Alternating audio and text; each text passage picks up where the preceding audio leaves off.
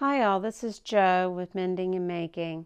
Today I'm going to share with you how I like to make my reusable menstrual pads. I've been making and using these for the past about 7 years now, and it's pretty much what I use. I made one batch many years ago and I've been using them ever since. This is an example of one of them that I made. This right here, I used a serger to do the edges, but today I'm going to show you how to do one that's without using a serger. This is going to be one with just sewing machine only. With this design, you can use these pads on heavy days. It's very absorbent with the use of the fabrics that I'm using on this project. So I'm going to show you right here all you need. It doesn't take much stuff. I'm actually going to use a number of things that I already had in my stash to do this. You need a couple layers of flannel. I'm upcycling an old flannel baby blanket for the inserts inside of my menstrual pad. And I'm going to use a soft flannel for the outside edge. And then I have some of this cotton fabric here. But if you don't have this, you can also use flannel fabric for this too. So let's get started on this project. So I'm going to take some piece of paper, and I'm using an actual pad from the store. This is an Always pad here as my template. So all you have to do is draw around it. And for the wings, I'm going to do out here. All right, just like that. So now all we need to do is cut this out. To make this symmetrical, I'm just going to fold this in half.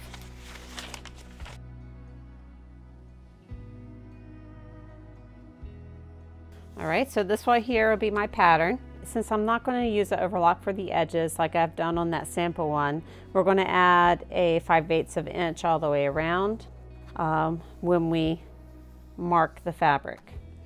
This right here fabric is a flannel fabric that I'm going to use as the backing. And right now I'm cutting out 2. I've overlapped it twice here so I can cut 2 at one time.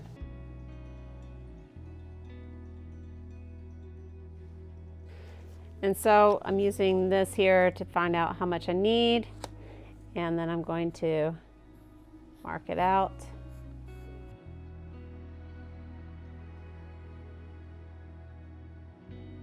All right, like that. And now we're going to cut that out.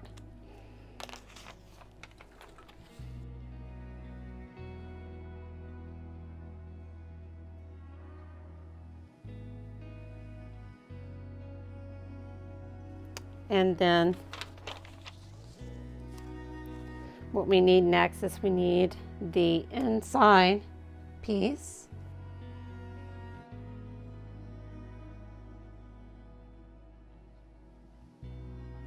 Now I'm cutting the inside piece out. And now we need to do the POL and the flannel insert. You can get your POL.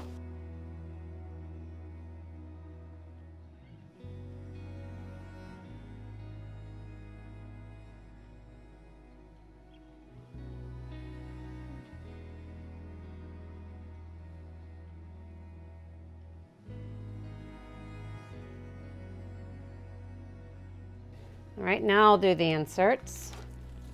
Basically, you got the pattern here, and I just folded in the flaps here.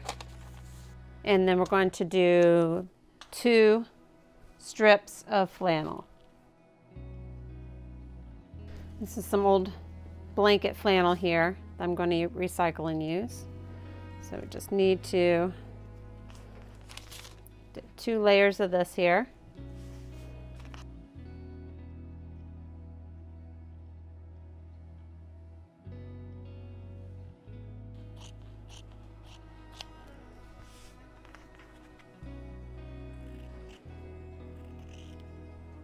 This is the inside layer that's going to be against the skin. So this is the side that's going to be against the skin. So what we're going to do is we're going to flip that over. So front side down. And I'm going to put this absorbent layer of 2 flannels right here. pin them in place. And this fabric here that I'm using, this fabric here is very slippery and stretchy, so I'm going to use a lot of pins to keep it in place. All right, so what we got here is going to stitch all the way around here to secure it in place. And if you want to add another layer, you can add another layer for a little extra absorbency if you need it, and do 3 layers instead of 2. Let's go to the sewing machine.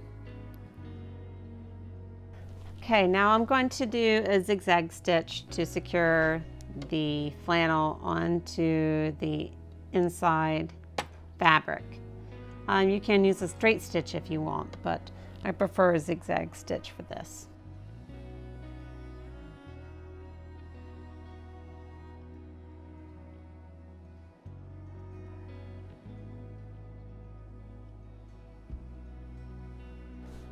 All right, so what we need to do now is just to stitch these two together. This is the inside and this is the back side. So we're going to do facing, front facing, and front facing like this. Right here. The PUL right here is on the inside against the flannel inserts that I just sewed. And now we're going to pin this in place, and we're going to sew all the way around, and we're going to leave an opening like right here to turn it inside out. Just going to use these clips here so I don't stick pins into the PUL, because you don't really want to have holes in it. For this many layers and different types of material, it would be good if you have a walking foot to use that. I do have a walking foot, but I'm just being a little lazy and not using it, but also to show that you don't necessarily need the walking foot in order to make these, but it does help. So I'm going to use these 2 pink ones right here as my marking, and I'm going to leave open right here. And for this one, I'm going to stitch a straight stitch on this.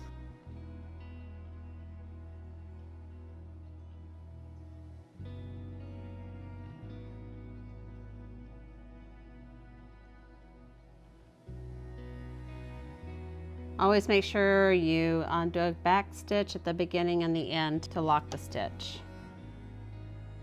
And there's the opening.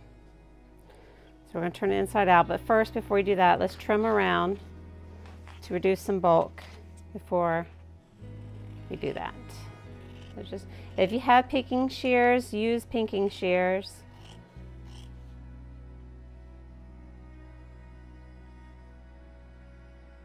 That, and then just do little snips along the curve here.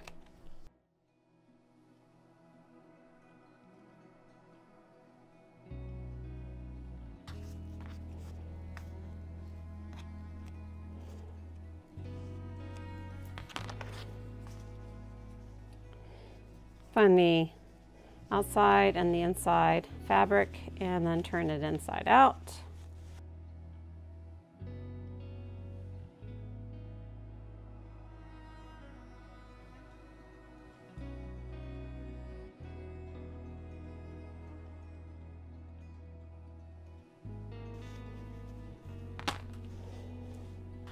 Okay. And then we need to turn this in here and pin in place, and then we're going to do a stitch all around the edge here to lock it in place.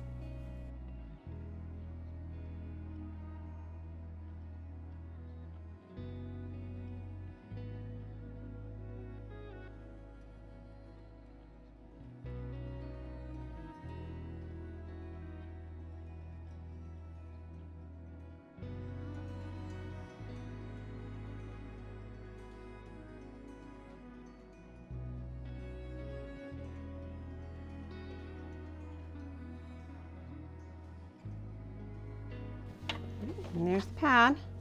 So all that's left now is to add snaps. Okay, so I have it done now. This is the side that goes up against the skin. This is on the back side. And so now I need a way to secure the pad onto the undergarments. And so what we do is it'll be like this. And so what we need to do is you can either use snaps like these. You can get these at any fabric store or hobby store. And you just sew them in. Or you can use these particular plastic snaps like these. And I'm going to use these, show you how to use these. If you're going to use these, I would suggest putting 2 snaps, one here and one here, to snap in place. I prefer using these, they're just quicker. So, cam snaps. The way you do these type of snaps is you have to punch a hole in the fabric where you're going to do it at. So I'm just going to line this up here. I should have given myself a little bit extra room on these here. I'm going to get in the center and I'm going to poke a hole in it. And poke a hole in it. We have a male, I don't know if you can see this, and we have a female side. So the male connects to the female side, and these are the back sides to them. And you want the back side to be on this side of the fabric. So we'll put the back side through the hole, and it doesn't matter which side you do. I have this little contraction here. So we have the back side here and this side in place.